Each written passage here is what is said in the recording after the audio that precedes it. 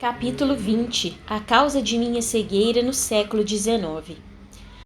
Transcorriam os primeiros decênios do século XVII, quando renasci nos arredores de Toledo, a antiga e nobre capital dos visigodos, que as águas amigas e marulhentas do velho Tejo margeiam qual incansável sentinela. Arrojava-me a outro renascimento nos alcantilados proscênios terrestres em busca de possibilidades para urgente aprendizado que me libertasse o espírito imerso em confusões, o qual deveria aliviar os débitos da consciência perante a incorruptível lei, pois impunha-se a necessidade dos testemunhos de resignação na pobreza, de humildade passiva e regeneradora, de conformidade ante um perjúrio de amor, até então em débito nos assentamentos do passado, de devotamento ao Instituto da Família.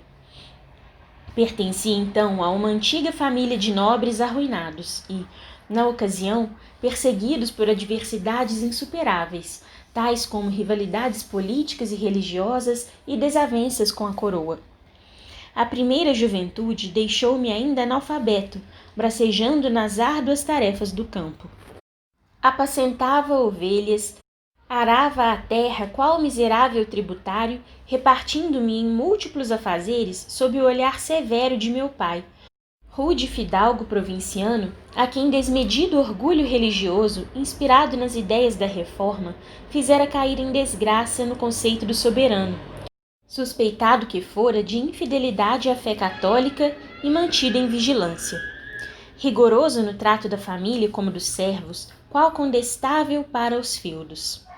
Os rígidos deveres que me atinham à frente das responsabilidades agrárias, porém, mais ainda atiçavam em meu imo a nostalgia singular que desalentava meu caráter, pois no recesso de minha alma tumultuavam ambições vertiginosas, descabidas em um jovem nas minhas penosas condições. Sonhava nada menos do que abandonar o campo, insurgir-me contra o despotismo paterno, tornar-me homem culto e útil como os primos residentes em Madrid, alguns deles militares, cobertos de glórias e condecorações. Outros formando na poderosa Companhia de Jesus, eruditos representantes da Igreja, por mim considerada única, justa e verdadeira, em desajuste com as opiniões paternas que a repudiavam. Invejava essa parentela rica e poderosa, sentindo-me capaz dos mais pesados sacrifícios a fim de atingir posição social idêntica.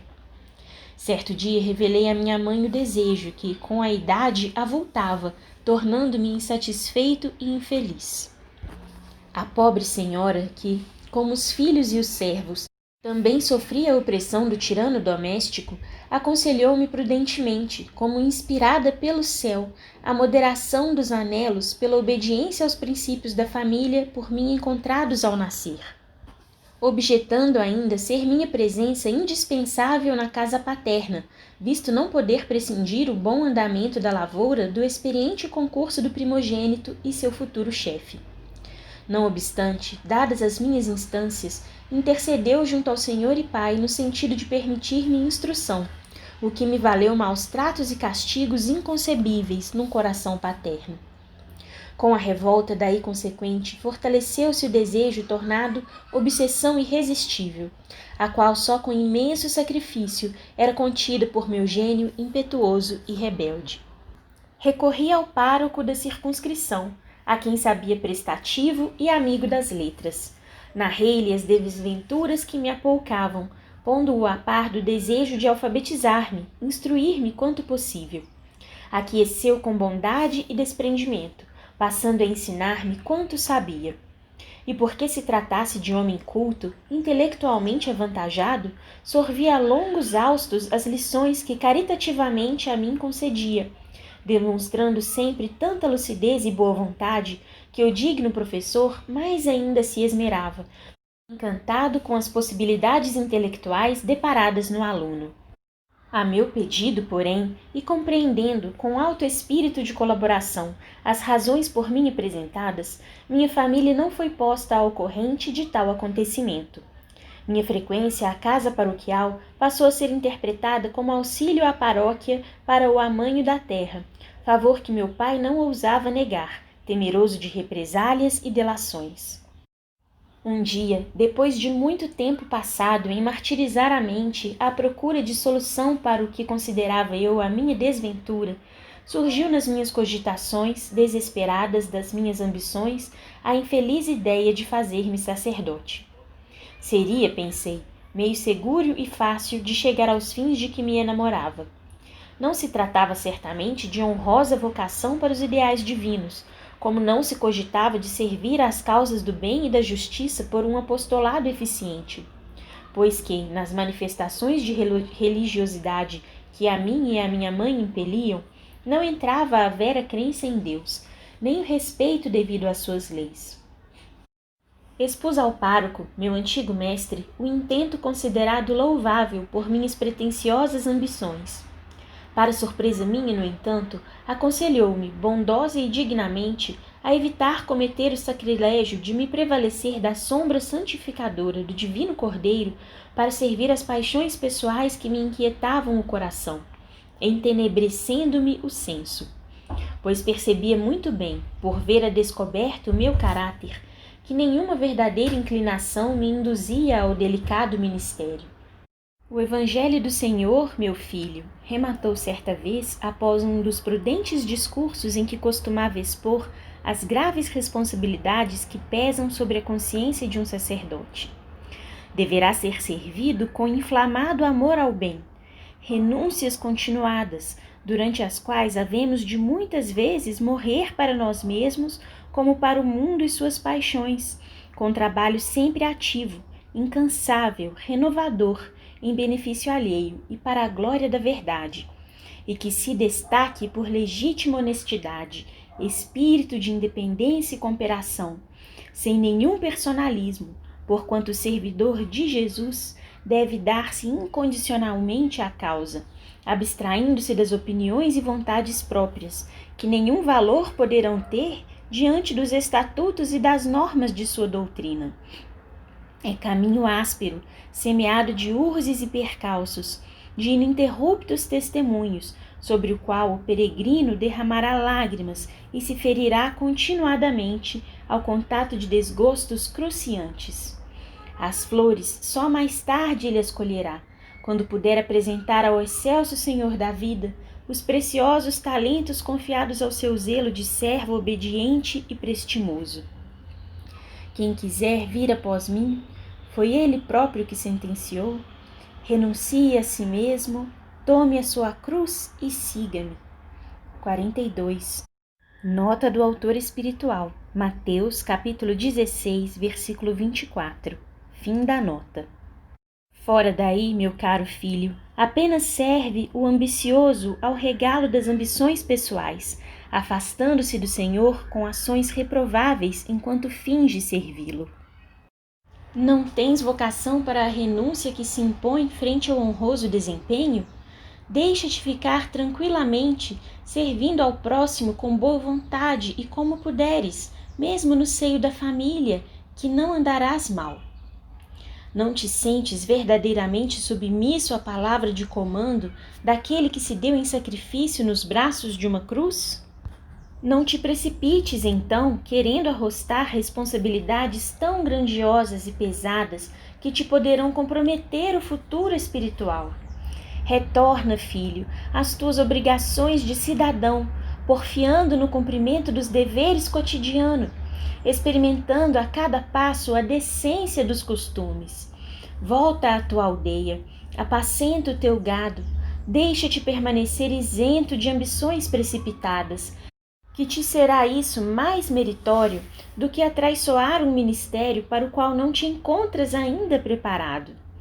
Ara cuidadosamente a terra amiga, zelando alegremente pelo torrão que te serviu de berço, e espargindo em seu generoso seio as sementes pequeninas e fecundas, bem cedo compreenderá que Deus permanece contigo, porque verás suas bênçãos sempre renovadas nos frutos saborosos dos teus pomares, nas espigas loiras do trigo que alimentará a família toda, no leite criador que robustecerá o corpo de teus filhos. Cria antes o teu lar, educa filhos no respeito a Deus, no culto da justiça, no desprendimento do amor ao próximo.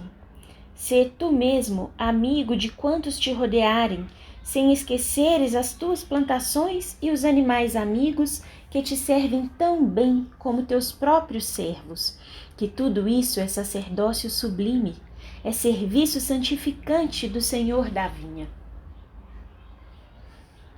A ideia dos esponsais substituiu com rapidez as antigas aspirações, impressionando-me os conselhos do digno servo do Evangelho, que me calaram fortemente. Afoito e apaixonado, entreguei-me ao nobre anelo com grandes arrebatamentos do coração, passando a preparar-me satisfeito para a sua consecução.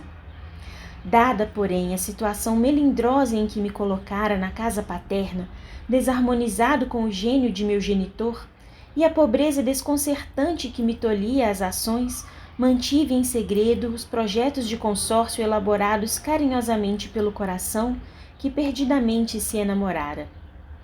Dentre as numerosas moçoilas que alindavam nossa aldeia com a graça dos atrativos pessoais e as prendas morais que lhes eram recomendações inesquecíveis, destaquei uma, sobrinha de minha mãe, a qual havia muito admirava, sem contudo ousar externar sequer a mim mesmo os ardores que me avivavam o peito ao avistá-la e com ela falar.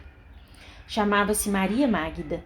Era esbelta, linda, corada, com longas tranças negras e perfumadas que lhe iam à cinta, e belo par de olhos lânguidos e sedutores.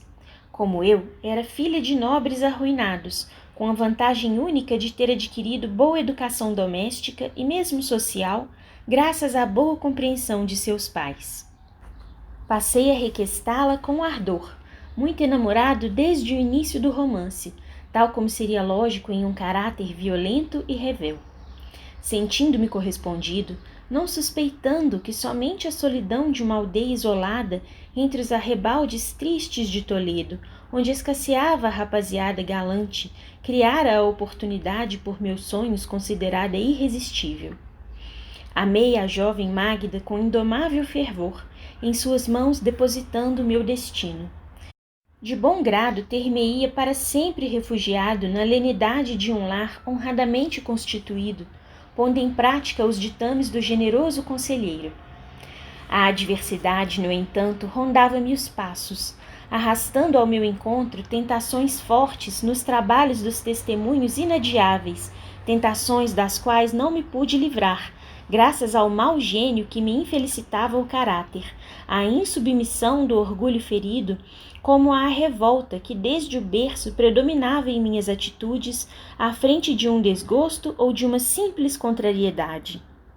Maria Magda, com quem secretamente eu concertara a aliança matrimonial para a ocasião propícia, preteriu-me por um jovem madrileno, primo de meu pai, adepto oculto da reforma, que visitara nossa humilde mansão, conosco passando a temporada estival. Tratava-se de um guapo militar de 25 anos, a quem muito bem assentavam os cabelos longos, os bigodes luzidios e aprumados, como bom cavalheiro da guarda real que era. A espada de copos reluzentes como ouro, as luvas de camurça, a capa oscilante e bem cheirosa que lhe dava ares de herói. Chamava-se Jacinto de Ornelas e Ruiz, e acreditava-se, ou realmente era, conde provinciano, herdeiro de boas terras e boa fortuna.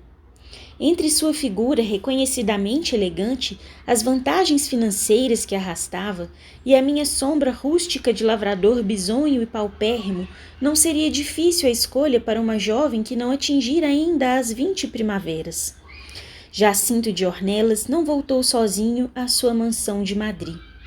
Maria Magda concordou em ligar seu destino ao dele pelos vínculos sagrados do matrimônio, deixando a aldeia, afastando-se para sempre de mim, risonha e feliz, prevalecendo-se para a traição infligida aos meus sentimentos de dignidade, do segredo dos nossos projetos, porquanto nossos pais tudo ignoravam a nosso respeito, enquanto eu, humilhado, o coração a sangrar insuportáveis torturas morais, tinha, desde então, o futuro irremediavelmente comprometido para aquela existência, falindo nos motivos para que reencarnei.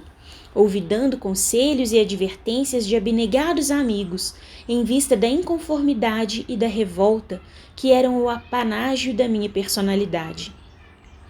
Jurei ódio eterno a ambos. Rancoroso e despeitado, desejei-lhes toda a sorte de desgraças, enquanto projetos de vingança compeliram minha mente a sugestões contumazes de maldade, tornando-me a existência num inferno sem bálsamos, num deserto de esperanças. Minha aldeia tornou-se-me odiosa.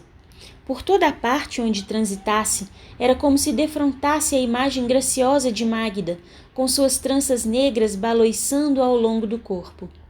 A saudade inconsolável apoucava-me o ser, humilhando-me profundamente. Envergonhava-me ante a população local pela traição de que fora vítima. Supunha-me ridicularizado, apontado por antigos companheiros de folguedos, acreditando girar o meu nome em torno de comentários chistosos, pois muitos havia que descobriram o meu segredo. Perdi a atração pelo trabalho. O campo se me tornou intolerável, por humilhar-me ante a recordação do faceiro aspecto do rival que me arrebatara os sonhos de noivado. Em vão, compassivos amigos aconselharam-me a escolher outra companheira, a fim de associá-la ao meu destino, advertindo-me de que o fato, que tão profundamente me atingira, seria coisa vulgar na vida de qualquer homem menos rigoroso e irascível. Ardente e exageradamente sentimental, porém, aboli o matrimônio de minhas aspirações, encerrando no coração revoltado a saudade do curso romance que me tornara desditoso. Então, sussurraram novamente ao meu raciocínio as antigas tendências para o sacerdócio. Acolhi-as agora com alvoroço, disposto a me não deixar embalar pelas cantilenas fosse de quem fosse, encontrando grande serenidade e reconforto à ideia de servir à igreja enquanto levasse a progredir minha humílima condição social. Não seria certamente difícil. Se recursos financeiros escasseavam, havia um nome respeitável e parentes bem vistos que me não negariam auxílio para a realização do grande intento. Escorei-me ainda na impetuosa esperança de vencer, de ser alguém, de subir fosse por que meio fosse, contando que ultrapassasse Jacinto na sociedade e no poder, fazendo-o curvar-se diante de mim, ao mesmo tempo que de qualquer modo humilhasse Maria Mágida, obrigando-a a preocupar-se comigo, ainda que apenas para me odiar. A morte de meu venerando genitor simplificou a realização de meus novos projetos. Afastei as razões apresentadas por minha mãe, tendentes a me deterem na direção da propriedade, substituindo o braço forte que se fora. Inquietação insopitável desvairava meus dias.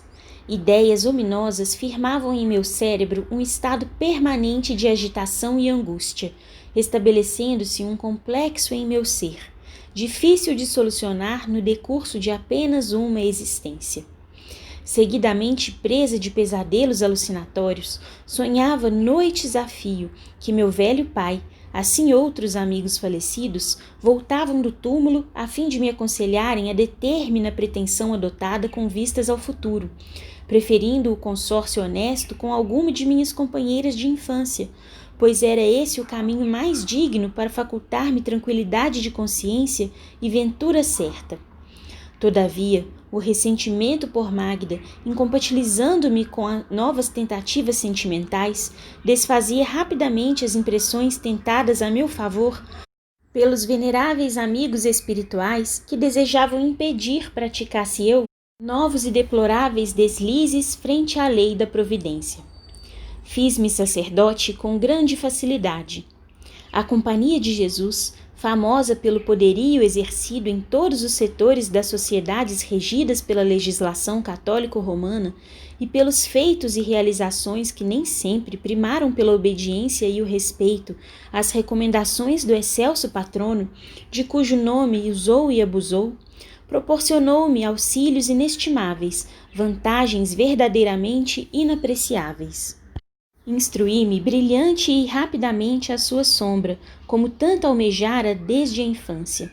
Absorvia sequioso o manancial de ilustração que me ofertavam na comunidade ao observarem minhas ambições frementes, fácil instrumento que seria eu para se amoldar sob o férreo domínio de suas garras. Era como se minha inteligência apenas recordasse do que era dado a aprender, tal o poder de assimilação que em minhas faculdades existia. Minha gratidão, por sua vez, não conheceu limites. Prendi-me à companhia com todas as forças de que dispunha minha alma ardorosa. Obedecia aos superiores com zelo fervoroso, servindo-os a contento, indo mesmo ao encontro dos seus desejos. Os interesses da igreja, como do clero da organização em foco, aprendi a respeitar e servir acima de todas as demais conveniências, fossem quais fossem, tal como bem assentaria a um vero jesuíta. Não me referirei à causa divina, não a exposei, dela não cogitando a fim de edificar minha alma com as claridades da justiça e do dever. Tampouco aprendi a amar a Deus ou a servir o Mestre Redentor no seio da comunidade a que me filiara. Certamente que na companhia de Jesus existiam servos eminentes, cujos padrões de desempenhos cristãos poder-se-iam equiparar ao dos primeiros obreiros do apostolado messiânico. Com esses, todavia, não me solidarizei, não os conheci, nem suas existências lograram interessar-me. Da poderosa organização religiosa que foi a Companhia de Jesus, eu apenas desejava a posição social que ela me podia proporcionar, a qual me compensasse da obscuridade do meu nascimento. Como os deleites do mundo, as loucas satisfações do orgulho, das ambições inferiores, das vaidades soezes, já que o perjúrio da noiva idolatrada cerceara meus nascentes projetos honestos. Assim sendo, isto é, a fim de todo esse detestável cabedal lograr adquirir, servi com zelos frenéticos às leis da Inquisição. Persegui, denunciei, caluniei, intriguei, menti, condenei, torturei, matei. Denunciaria meu próprio pai, tal a demência que de mim se apossara, levando-o ao tribunal como agente da reforma, se, protegido pela misericórdia celeste, não tivesse ele entregado antes a alma ao Criador. Não o fazia, porém, propriamente com requintes de maldade. Meu intento era servir os superiores, engrandecer a causa da companhia, provar com dedicação imorredoura e incondicional a gratidão que me avassalara a alma apaixonada pelo amparo que me haviam dispensado. Fui eu mesmo vítima da mesma instituição, porque, reconhecendo-me submisso, penhorado pelos favores recebidos, exploravam os chefes maiorais tais sentimentos, induzindo-me à prática de crimes abomináveis, certos de minha impossibilidade de tergiversação. Se, ao invés desta, eu optasse por alguma comunidade franciscana, ter-me-ia certamente educado, transformando-me numa alma de crente, incapaz de práticas danosas. Pelo menos ter-me-ia habituado à honradez dos costumes, ao respeito ao nome do Criador, ao interesse pelas desgraças alheias, pensando em remediá-las. A Companhia de Jesus, no entanto, malgrado o nome excelso do qual se valeu a fim de inspirar-se, converteu-me em réprobo, uma vez que me aliciei justamente ao departamento político-social, que tantos abusos cometeu no seio das sociedades em nome da religião. Durante muito tempo esqueci aqueles que me haviam atraiçoado. Não os procurei, não me importou o destino que tinham tomado. A verdade é que se transferiram para a Holanda, onde Jacinto de Ornelas se incumbira de certa missão militar. Mas um dia, o acaso me pôs novamente na presença deles. Haviam já passado 15 longos anos que sua execrada visita à mansão de meus pais convertera meu coração sentimental em fornalha de ódios. Os deveres profissionais que o tinham afastado da pátria agora o faziam retornar, gozando de excelente conceito até mesmo nas antecâmaras reais, desfrutando de invejável posição social. Ao vê-lo, obrigado a apertar-lhe a mão em certa cerimônia religiosa, fi-lo como a um estranho, sentindo, não obstante, que o coração fremia em meu peito, enquanto a antiga rivalidade, As doridas angústias experimentadas no passado fervilhavam tumultuosas à sua vista, prevenindo-me de que, se o sentimento de amor por Maria Magda desaparecera, sufocando-me na vergonha do perjúrio indigno, no entanto, a chaga aberta então sangrava ainda, clamando por desforras e represálias. Procurei observar a vida de tão odiado varão. Seus passos de adepto da reforma, seu passado como seu presente, o que fazia, o que pretendia, como vivia, o grau de harmonia existente no lar doméstico e até as particularidades de sua existência, graças ao experimentado corpo de espiões que me ficava às ordens, como bom agente do santo ofício que era eu. Jacinto de Ornelas era feliz com a esposa e amavam-se terna e fielmente. Tinham filhos, aos quais procuravam educar nos preceitos de boa moral. Maria Magda, dama formosa e cortejada, que se impunha na sociedade por virtudes inatacáveis, apresentava a beleza altiva e digna das suas 33 primaveras. E, desorientado, enlouquecido por 1000 projetos nefastos e degradantes, ao vê-la pela primeira vez, depois de tantos anos de ausência, senti que não a esquecera como a princípio supusera, que a amava ainda, para a desventura de todos nós. A antiga paixão, a custo sopitada pelo tempo, irrompeu porventura ainda mais ardente desde que comecei a vê-la novamente, todas as semanas, praticando ofícios religiosos numa das igrejas da nossa diocese, como boa católica que desejava parecer, a fim de ocultar as verdadeiras inclinações reformistas que animavam a família toda. Desejei atraí-la e cativar, agora, as atenções amorosas negadas outrora, e, sob a pressão de tal intento, visitei-a oferecendo préstimos e me desfazendo em amabilidades. Não o consegui, todavia, apesar de as visitas se sucederem. Recrudesceu em meu seio o furor sentimental, compreendendo-me totalmente esquecido, tal como a erupção inesperada e violenta de vulcão adormecido desde séculos. Tentei cativá-la ternamente, rojando-me em 1000 atitudes servis, apaixonadas e humilhantes. Resistiu-me com dignidade, provando absoluto desinteresse pelo afeto que lhe depunha aos pés, como também pelas vantagens sociais que eu lhe poderia fornecer.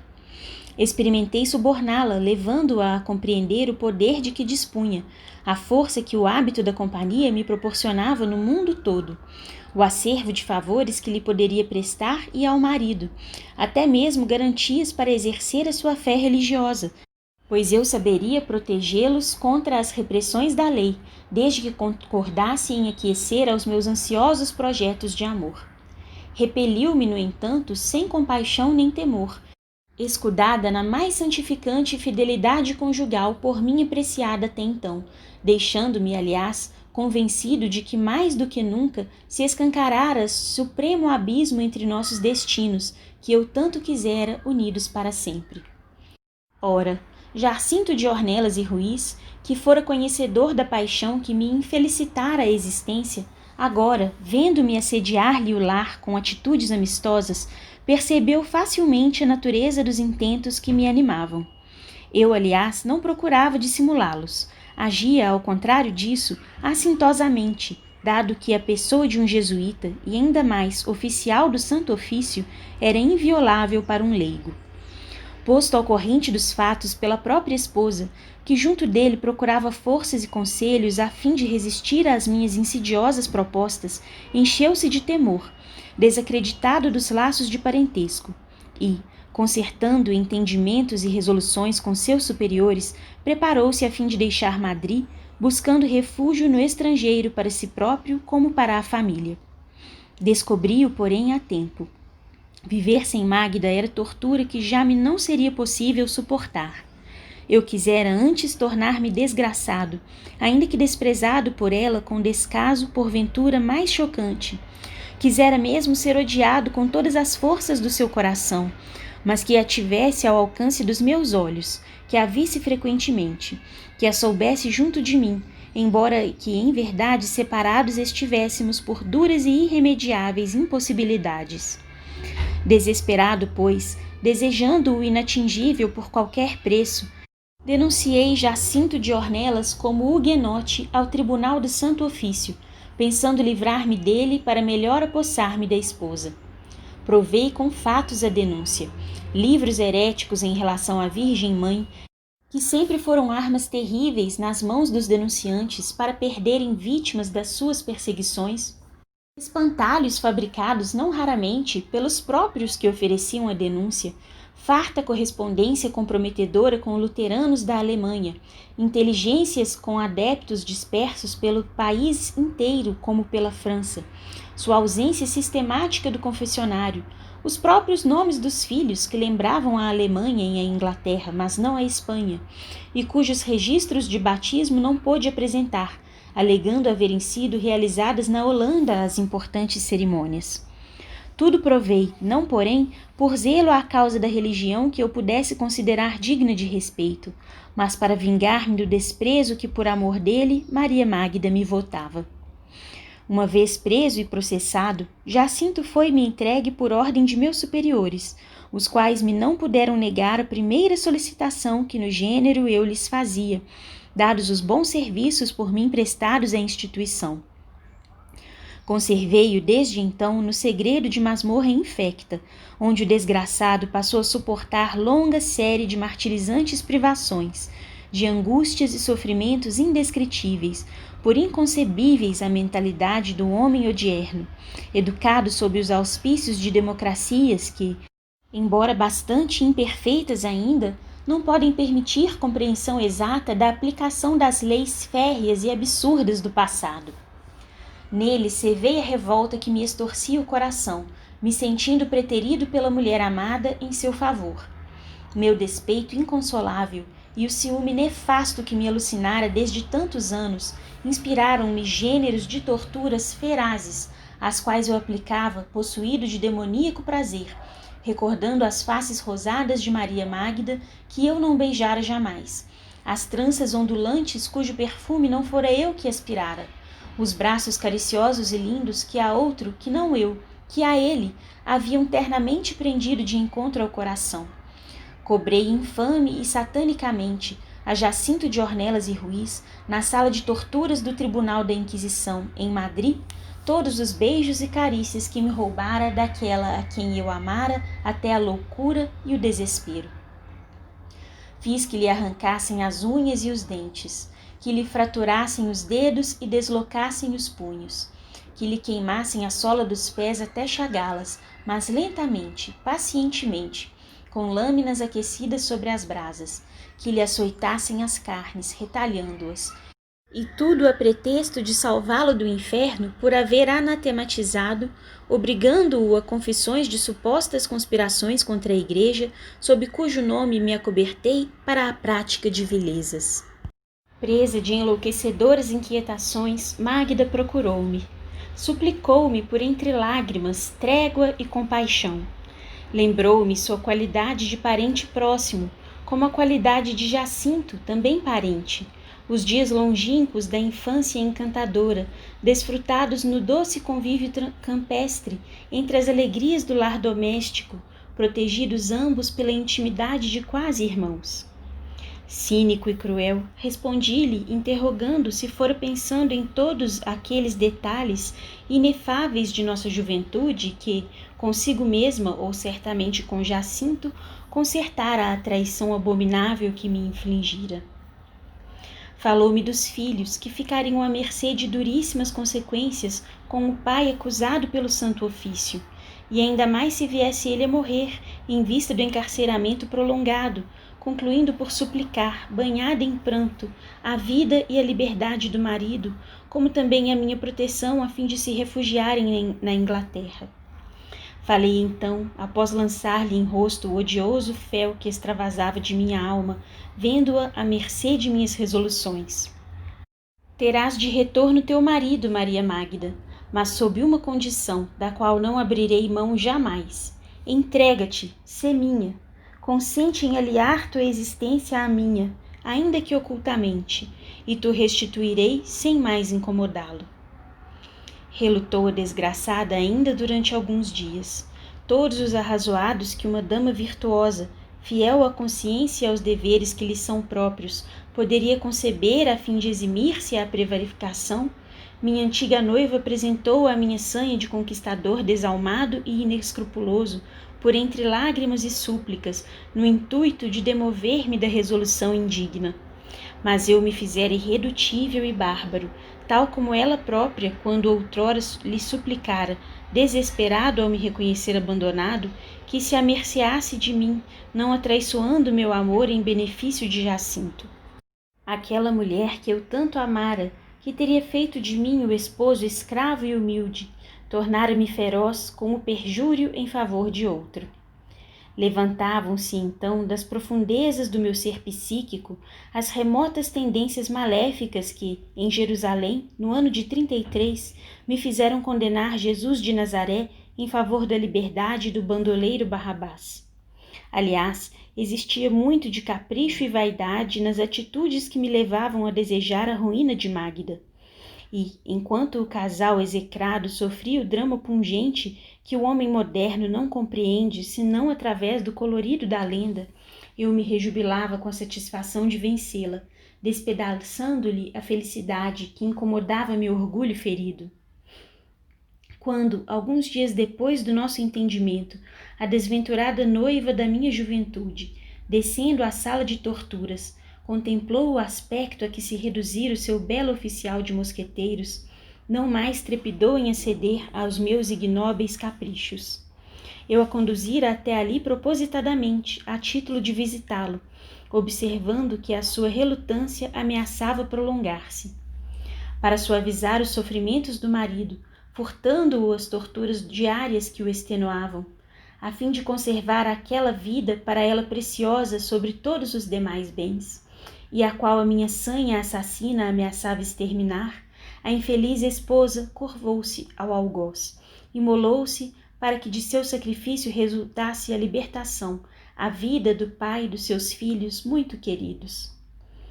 Não obstante, meu despeito exasperou-se com o triunfo, pois, mais do que nunca, reconheci-me execrado. Eu pretendera convencer Mágida a associar-se para sempre ao meu destino, embora lhe concedesse o retorno do esposo. Ela, porém, que se sacrificara às minhas exigências intentando salvar-lhe a vida, não pudera ocultar o desprezo, o ódio que minha desgraçada pessoa lhe inspirava, o que, finalmente, me provocou o cansaço e a revolta. Detive-me, então, exausto de lutar por um bem inatingível, e renunciei aos insensatos anelos que me dementavam. Ainda assim, sinistra vindita engendrou-se em meu cérebro inspirado nos poderes do mal, a qual, realizada com o requinte da mais detestável atrocidade que pôde afluir das profundezas de um coração tarjado de inveja, de despeito, de ciúme, de todos os vis testemunhos da inferioridade em que se refocila, deu causa às desgraças que há 3 séculos me perseguem o espírito como sombra sinistra de mim mesmo projetada sobre o meu destino. Desgraças que os séculos futuros ainda contemplarão em seus dolorosos epílogos. Maria Mágida pedira-me a vida e a liberdade do marido, e comprometi-me a conceder-lhes. Esqueceu-se, porém, de fazer-me prometer restituí-lo intacto, sem mutilações. Então, fiz que lhe vazassem os olhos, perfurando-os com pontas de ferro incandescido, assim barbaramente desgraçando-o, para sempre lançando-o nas trevas de martírio inominável, sem me aperceber de que existia um Deus Todo-Poderoso a contemplar, do alto da sua justiça, o meu ato abominável, que eu arquivara nos refolhos de minha consciência, como refletido num espelho, a fim de acusar-me e de mim exigir inapeláveis resgates através dos séculos.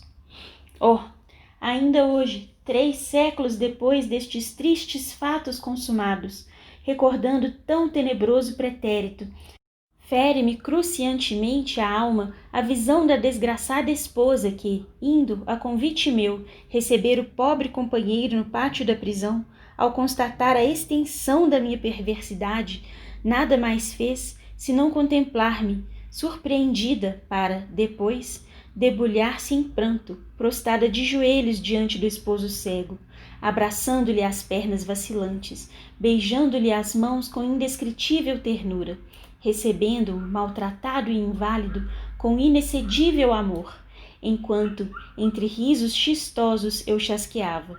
Concedi-lhe a vida e a liberdade do homem amado, senhora, tal como constou do nosso ajuste.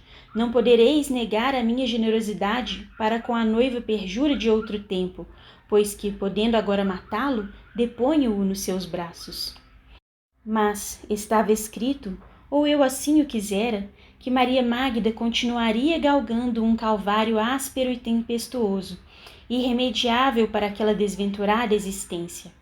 Jacinto de Ornelas e Ruiz, inconformado com a situação inesperada quanto deplorável, não desejando tornar-se um estorvo nefasto à vida de sua dedicada companheira que passara à chefia do lar, desdobrando-se em atividades heróicas, abandonada pelos amigos que temiam as suspeitas do mesmo tribunal que julgara seu marido, esquecida até mesmo por mim, que me desinteressara da sua posse, exausto das inúteis tentativas para me tornar amado, Jacinto, que a ela própria, como aos filhos, desejara salvar da perseguição religiosa que fatalmente se estenderia contra todos os da família, suicidou-se 2 meses depois de obter a liberdade, auxiliado no gesto sinistro pelo próprio filho mais jovem, que, na inocência dos seus 5 anos, entregara ao pai o punhal por este solicitado discretamente, e o qual acionou, encostando-o à garganta,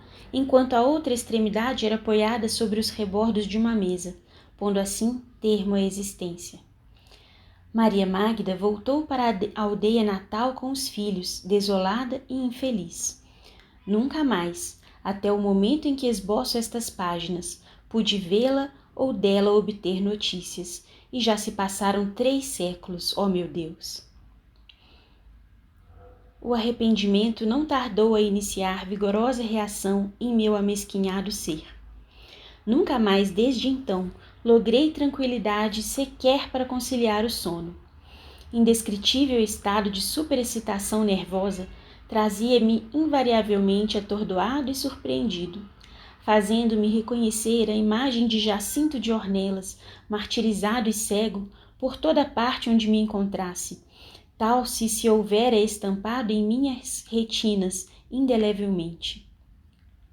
Posso mesmo asseverar que meu desejo de emenda teve início no momento justo em que, entregando Jacinto à sua mulher, a esta vi prostrar-se diante dele, cobrindo-lhe as mãos de ósculos e de lágrimas, como a testemunhar, no ápice do infortúnio, não sei que sentimento sublime de amor e compaixão que eu não estava à altura de compreender. Desse momento em diante, procurei evitar cumprir as tenebrosas ordens de meus superiores, o que lentamente, me induzindo à inobservância dos deveres à minha guarda confiado, me fez cair das boas graças em que até então vivia, e mais tarde me levou ao cárcere perpétuo. Da segunda metade, pois, do século XVII até agora, entrei a espiar, quer na terra como homem, ou no invisível como espírito, os crimes e perversidades cometidos sob a tutela do Santo Ofício. Arrependimento sincero e que eu vos garanto, meus amigos, existir inspirando todos os meus atos. Há-me encorajado a enfrentar situações de todos os matizes de infortúnio, contanto que de minha consciência se apagar venha a nódoa vexatória de me ter prevalecido do nome augusto do divino crucificado para a prática de ações criminosas.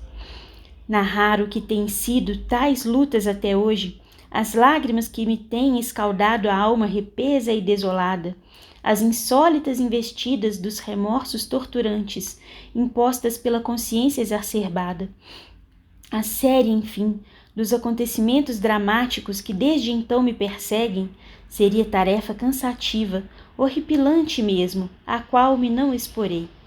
Necessários se fariam, aliás, alguns volumes especiais para cada etapa. Até que, na segunda metade do século XIX, eu me preparei, só então, para a última fase das expiações inalienáveis, a cegueira.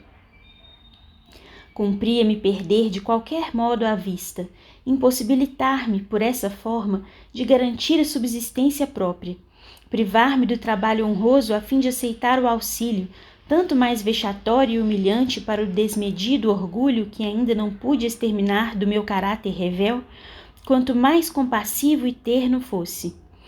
Desbaratar ideais, desejos, ambições, contemplando ao mesmo tempo ruírem fragorosamente meus valores morais e intelectuais, minha posição social, para aceitar a escuridão inalterável com meus olhos apagados para sempre.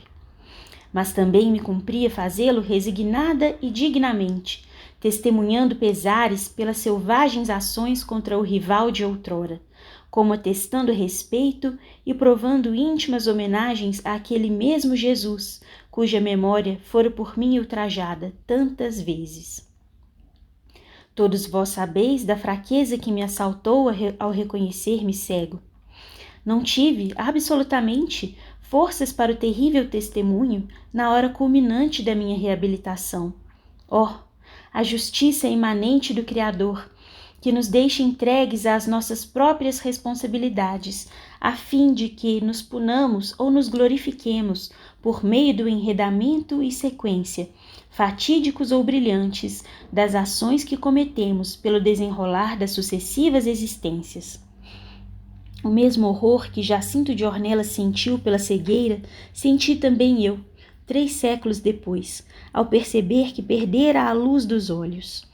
As atormentações morais, as angústias, as humilhações insofríveis, o desespero inconsolável ao se ver à mercê das trevas e que levaram aquele desgraçado ao funesto erro do suicídio, também em meu ser se acumularam com tão dominadora efervescência que lhe imitei o gesto, tornando-me, em 1890, suicida, como ele o fora em meado do século XVII.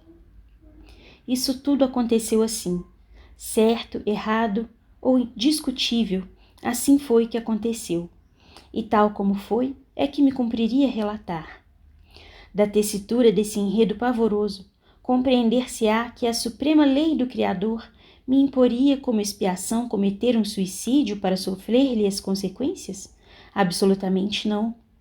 A suprema lei, cujos dispositivos se firmaram na supremacia do amor, da fraternidade, do bem, da justiça, como do dever e de toda a esteira luminosa de suas gloriosas consequências, e que, ao mesmo tempo, previne contra todas as possibilidades de desarmonização e heterogeneidade com suas sublimes vibrações, não estabeleceria como lei jamais a infração máxima por ela mesma condenada. O que se passou comigo foi antes o efeito lógico de uma causa por mim criada, a revelia da lei soberana e harmoniosa que rege o universo. Com ela desarmonizado, enredando-me em complexos cada vez mais deprimentes por meio das escabrosidades perpetradas nos sucessivos ligamentos das existências corporais, fatalmente chegaria ao desastre máximo, tal o bloco de rocha que, se precipitado do alto da montanha, rola rápido e inapelavelmente até o fundo do abismo. E a fatalidade é essa, criação nossa, gerada dos nossos erros e inconsequências através das idades e do tempo. Que tu me acredites ou não, leitor, não destruirás as linhas da verdade palidamente exposta nestas páginas.